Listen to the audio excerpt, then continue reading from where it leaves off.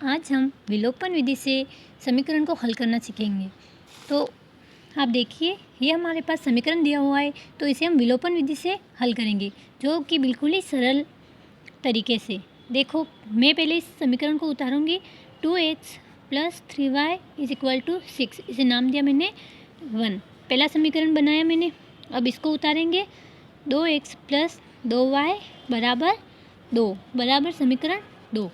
इसे समीकरण 2 नाम दे दिया। अब मैं क्या करूँगी, समीकरण 1 व 2 से, अब मैं क्या करूँगी, समीकरण 1 व 2 से, समीकरण 1 में से 2 को घटाने पर मैं क्या कर रही हूँ, अब समीकरण 1 में से 2 को घटा रही हूँ। तो ये आपको समीकरण दिख रहा है, 2x + 3y = 6 है, और ये क्या है, 2x + 2y = 2 है। तो 1 में से 2 को घटा रहे हैं, तो यहाँ पे क्या हो जाएगा, माइनस आ जाएगा। माइनस आएगा तो क्या होगा, 2 में से 2 गए तो कुछ नहीं बचा, और 3y में से 1y गया तो y बचा, बराबर 6 में से 2 गए तो कितने बचे, 4। तो हमारे पास y का मान क्या आया है, 4 आया है। y बराबर क्या आया है, 4। तो अब हम क्या करेंगे, y का मान समीकरण 1 में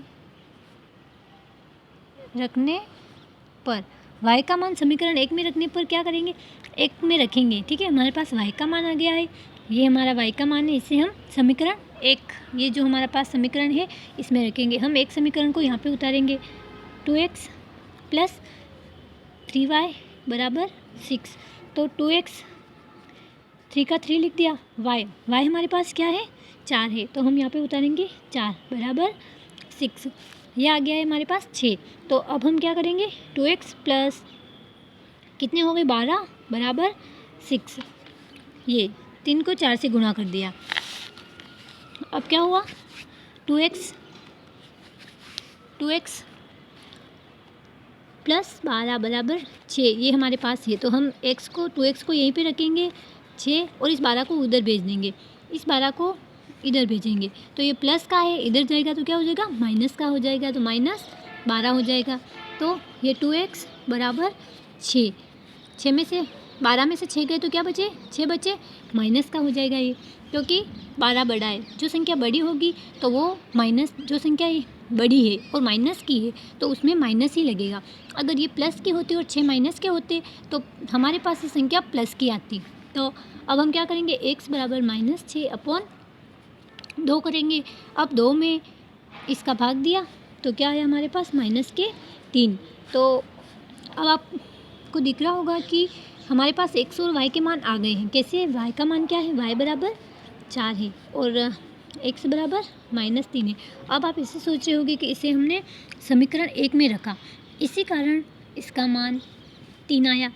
और अगर हम समीकरण 2 में रख के हल करेंगे तो देखो, ये समीकरण 2 है, 2x + 2y = 2। तो अब हम इसमें रखेंगे, इस y के मान को हम इसमें रखेंगे। तो देखो, 2x प्लस क्या है, कितने, y = 4 है, 4 ले लिया, बराबर 2 है। तो देखो, 2x प्लस कितने हो गए, 8 हो गए, बराबर ये 2 हो गए। तो देखना आप, इस 2x को यहीं पे रखा, बराबर किया, ये 8 है जो प्लस के है, इधर जाएंगे तो क्या हो जाएंगे, माइनस के हो जाएंगे। 2 क्या 2 है, 8 इधर गए तो क्या हो गए, -8 हो गया। और 2x बराबर कितने बचे, माइनस के 6 बचे, क्योंकि 8 बड़ा है। और यहाँ पे हमने x रखा, बराबर क्या किया, -2, तो -3। तो अब आपको दिख रहा होगा कि हमने समीकरण 1 में रख कर हल किया तो -3 आए।